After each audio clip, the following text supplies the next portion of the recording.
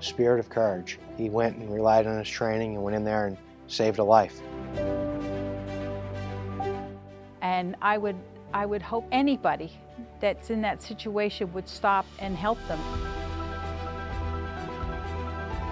Burnt to perfection. It's a phrase I use a lot because I think that my burn made me better. The Valley Preferred Spirit of Courage Award celebration. Good evening and welcome to a special presentation honoring some very special people. I'm Joy Howe, and as we wind down 2020, I think we are all in need of some inspiration and reminders that there is goodness in this world. You are about to meet people who are true heroes. They have literally put their lives on the line to rescue someone from a fire. Some are trained in fire and safety rescue. Some are average citizens who found themselves in a position where they could run from the danger or run toward it. They don't do it for the recognition. In fact, most are reluctant to accept the award. But without them, the outcomes would have been very different. They risked their lives to save people who would have died or been severely injured if not for their bravery. The Valley Preferred Spirit of Courage Awards are presented annually by the Burn Prevention Network, an organization whose mission is to create a world without burns. The award celebration takes place every fall, usually under a large tent in front of 1,000 people. This year was different, of course. While we could not gather in person to celebrate the incredible bravery of these men and women, we have a special opportunity to share their stories with you tonight. You will hear stories of people facing intense heat and choking smoke, many without benefit of special firefighter gear. You will hear stories of unbearable sadness and triumph. You will witness the amazing resilience and bravery that burn survivors must draw upon to not only survive, but to thrive. As you listen to our heroes' stories tonight, please consider donating to the Burn Prevention Network's Give Burns the Boot program. Your contribution will help them continue to honor heroes with programs such as this. Simply type bit.ly/bootburn into your web browser and become their hero by making a donation today. We could not provide this recognition without loyal and generous sponsors and donors. The Spirit of Courage Awards program is made possible by Valley Preferred, providing innovative programs to improve healthcare delivery, Lehigh Valley Health Network, Highmark Blue Shield, and other generous sponsors. You can find the full list at burnprevention.org. Fate brought together our first Spirit of Courage Award recipients. Gail Straw, a school bus driver, joined together with 2 electricians, Casey Doherty and Robert Shotwell, to help save an elderly man on a November morning last year. The younger girl said, "My grandfather, he's upstairs." The whole front of the house was already in flames coming out of the porch in front of the house, so I ran to the back of the house and start yelling, "Is anybody here? Is anybody in here?" As we pulled up, the flames were shooting out the underneath the porch towards the car, out the window basically, burning really good. Like I said, we saw Gail going through the yard, coming up to the 2 people that lived in the house, the owners, the tenants. And all the ladies are saying is Poppy, Poppy, Poppy. And, you know, that's like grandfather. So we go running for the house. So we went around the back, we opened the door, and it was still visible in there. You could see. I walked into the living room looking around because I had no idea where I was going. And I got closer to the fire. I was probably like 15 feet away from the flames in the living room. And then someone yelled, the person's upstairs. So we went up the steps. The first door I came to, I opened, and there was a man sitting in a recliner. I remember the door being opened and seeing that elderly man sitting there, and it was so heartbreaking because I knew right away he did not know. He did not realize what was happening in that house. I mean, I was trying to talk to him and say, "Hey, look, sir, we have to, you know, can we leave? Can we? Your house is on fire. We have to get you out of here." And you know, then Casey came up behind me and said, "Just pick him up and we proceeded to carry him out the door. And by the time we got to the door, the smoke got so bad I couldn't even see Casey no more. Gail was guiding us down the steps with her voice and trying to lead us out of the house because we couldn't see nothing. And you could see the fire was already like dripping from the ceiling in that, which my first thought was, oh my God, that's what it really looks like. It was a yellowish, orangish smoke. I mean, that's all you could see. You're trying to hold your breath because you know you don't want to breathe it in going down the steps. I mean, how long can you hold your breath for? But then, you know, you're gasping, which is even worse, and pulling in all that smoke. The smoke was just swirling so bad and coming up. I'm sorry, this still bothers me, that I knew that we had to get out of there fast. Finally got outside.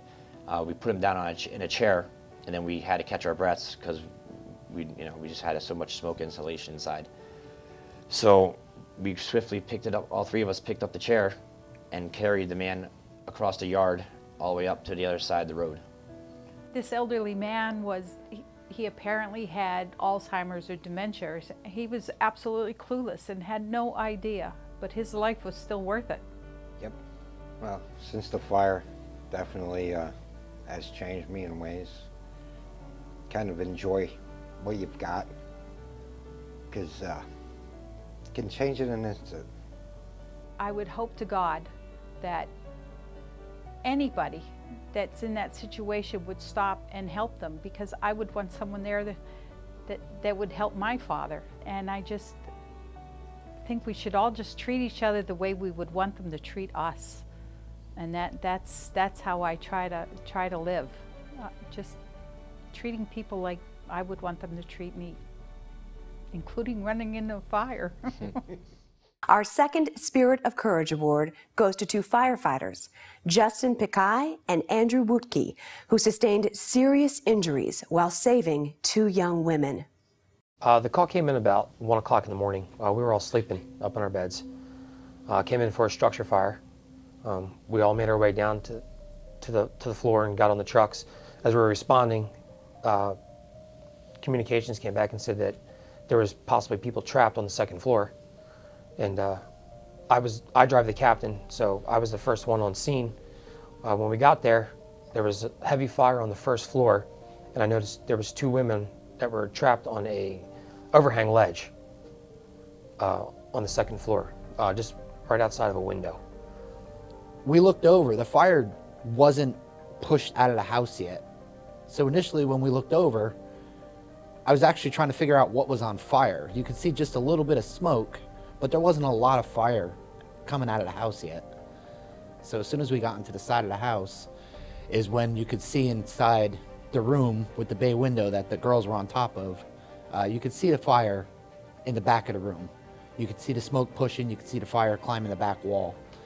So we threw the ladder right away. I threw the hose down on the ground. I immediately went up. And the first lady took a little bit of coaxing. Yeah. And then when I went back up for the second person on the roof, that's when the fire blew out that front window. Yep. Or that bay window. And the last thing I remember is a face full of fire and my hands were on fire. And I just grabbed the rails of the ladder and slid straight down. The other lady was still up top there. I was actually going to try to go up the ladder and push her back in the window and take her out a different way with the way the flames were. But unfortunately, everyone was telling her to jump. Because at that time, the fire was already starting to roll up over the roof that she was sitting on. And she jumped. And I watched her come through the smoke. I watched her come through the flames. I watched her land right on Justin. Threw my arms up to try to catch her, and down I went. The last thing I remember was her feet coming through the smoke. The fire started in the downstairs center room, and they were upstairs. I believe they were in bed at the time when the fire started. Yeah. And the house filled up with smoke very quick, and they could not find their way out, so that was their option to get out. They went out on that piece of roof and waited for rescue.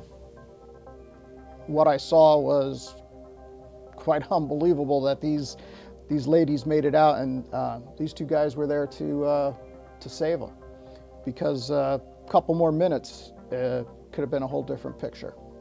I ended up with second-degree burns to my hands, and I ended up with second-degree burns to the side of my face. I had a severe TBI. I snapped a ligament in my neck. I blew out my C4 and my C5 in my spine. I have problems with my right eye with vision, and I tore my labrum and my rotator cuff in my right shoulder. And I had some bruised ribs. But she busted up my nose pretty good. So I still haven't returned back to work yet. And I just had spine surgery just recently. Unfortunately, it's part of the job. When we get hurt, I mean, we're not superheroes. As much as we like to think we are, you know, we bounce just like everybody else does.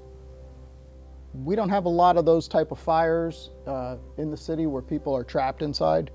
And what these guys went through in that first 2 minutes changed lives. Our third Spirit of Courage Award goes to two firefighters, Jesse Cook and Sage Muter, who are following a long legacy of firefighting. The pager went off for, a shed fire, and where I live, I only live, seconds away. So I told my wife I'd be right back. It's not an unusual call. I started walking around the house, calling out, the fire department, is anybody in there? And then that's when I heard a woman scream from up on the second floor. Sage and Mike got there, and then we found it was like a hand cart. Yeah, a hand truck. We ended up using that to set on the balcony. They didn't have any stairs on the balcony, and we climbed up the balcony, went over the railing, and then that's when we met with the wife at the time. We got to the top and she started running in, and I started yelling to her to stop, but she wasn't listening, so we both kind of like ran after her, and as we caught up to her, she was just getting to him, so we were at him then, we knew where he was, and then I yelled to her to go back out of the structure, and then when we got to him, I realized he was in a wheelchair. He was in a wheelchair, and she knew he couldn't get out, and I directed these two guys to the right location, thank God. When we got to the wheelchair and started to try to get him out, he was like tangled up in something. I'm not sure if it was a strap or what it was exactly, I couldn't tell, but we had to like untangle him from that. And then we pulled him across the bed to the window, and then we couldn't quite lift him up over the windowsill, so another guy had to come in and help, which was Warren, and he helped us lift him onto the windowsill, and then we handed him out to you on the ladder. I'll always think about the call. It's one that sticks with you. Yeah. The husband died later in the hospital from complications from the fire as well as pre-existing conditions, but I went to the funeral for him, and they were glad to see me, and the first thing I got was a hug from everybody, and basically we kept in touch since then, and unfortunately she has died since, just a few months ago, from a battle with cancer that she was battling at that time also. So, two people died. We risked our life to save them, but we gave them a few more months of life to enjoy and appreciate, which is probably what they did after they went through an experience like that. For our fourth Spirit of Courage Award, two police officers, John Bezak and Stephen Zeichner, entered a burning home with no protective gear to save several residents.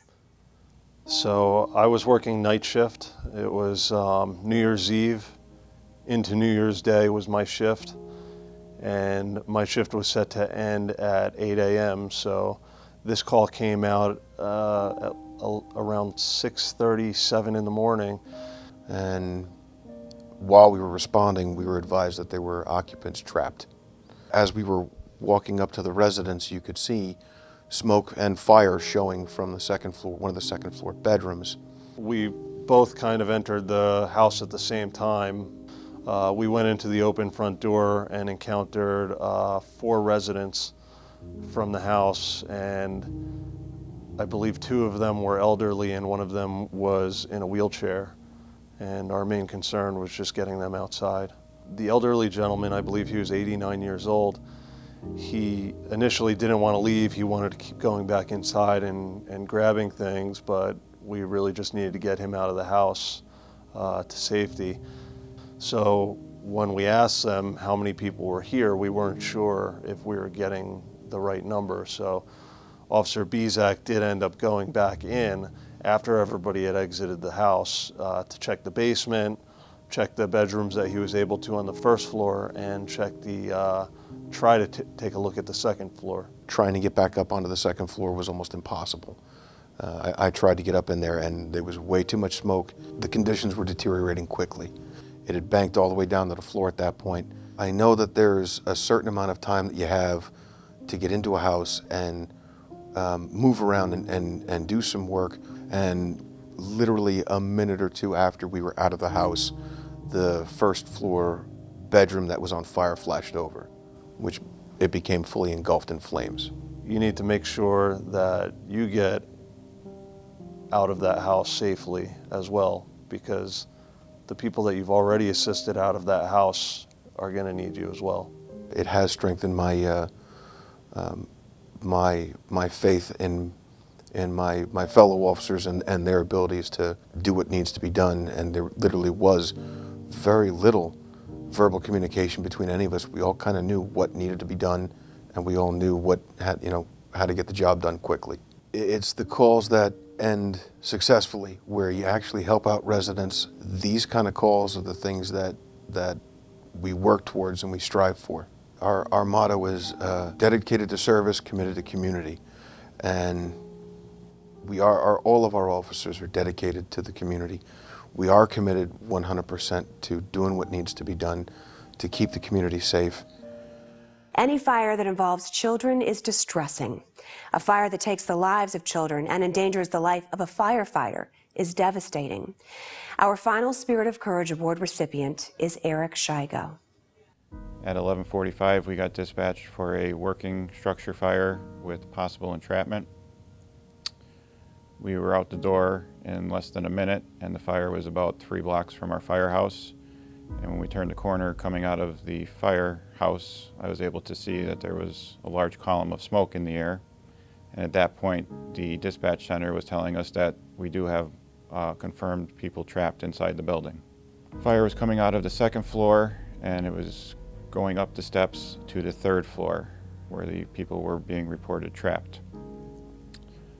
I went and made my way up the steps, went into the 3rd floor, and then began to do a search. I was able to find one victim, a 3-year-old girl, and brought her out. I was not able to get off of the 3rd floor at first. I actually took and opened up my jacket and tucked her in so that I can get down the steps to the 2nd floor to potentially work my way all the way down to get her down to the ground, but that was not possible with the 2nd floor fire that was coming out at that time.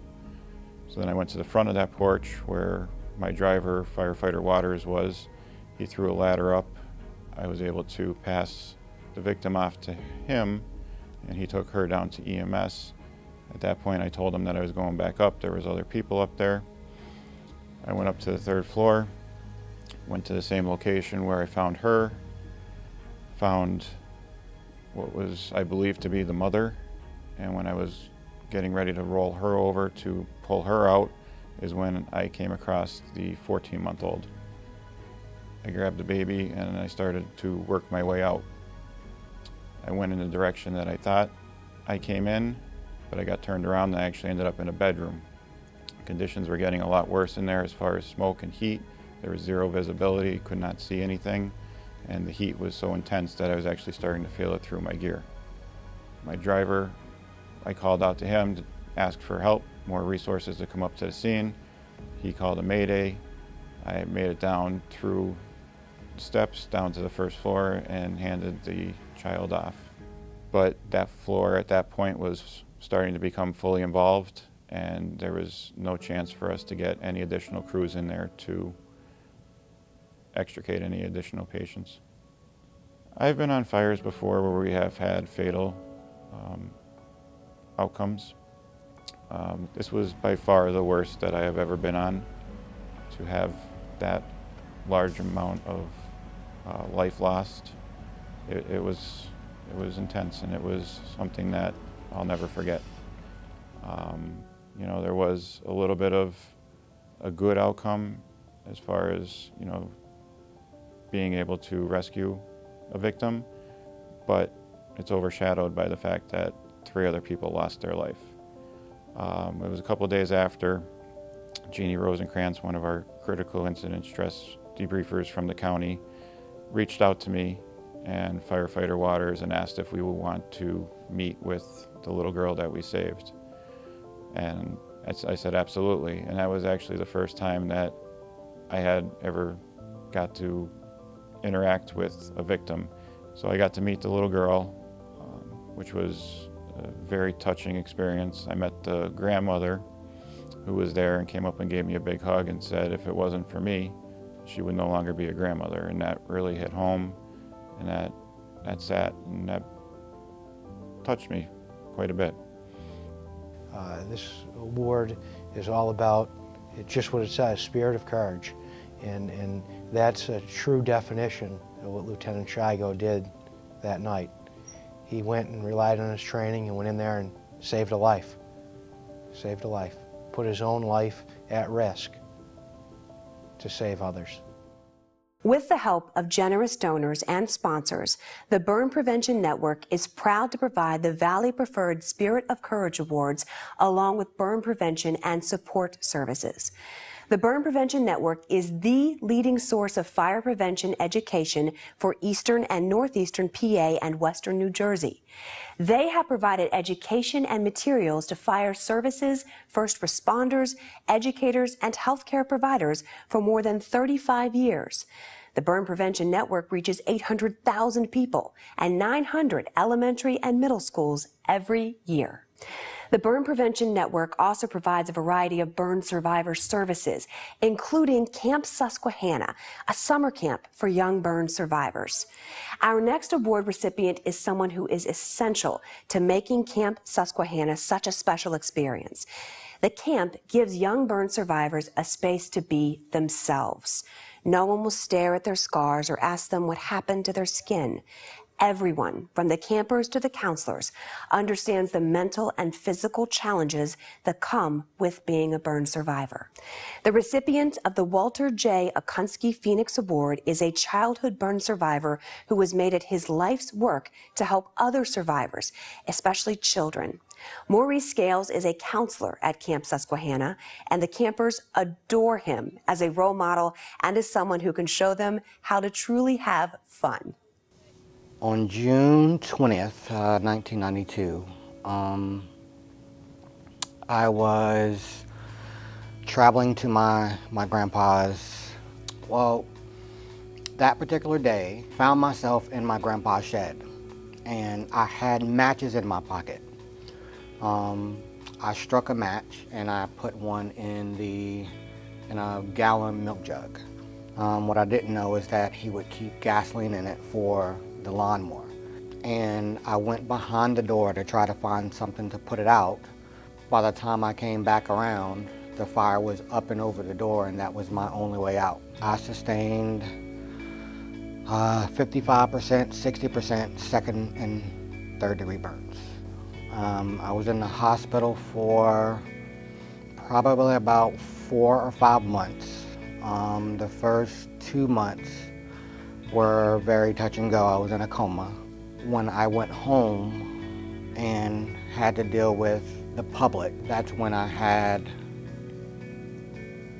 a reality shock. People staring, people laughing. It hardened me up to try to keep my emotions safe. I always wanted to see somebody that looked like me, that understood what I was going through. So me wanting to help burn survivors was almost kind of like a destiny thing. This happened to me so that I can help other people through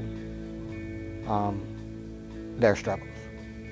So Maurice and I met at World Burn Congress in Phoenix, Arizona in October of 2002. Every one of the sessions at World Burn, they have an open mic session where burn survivors get to stand up and tell their story. Maurice stood up in front of 250, 300 people and proposed. And so for people that know Maurice know that that's way out of his comfort zone and wouldn't believe that that happened.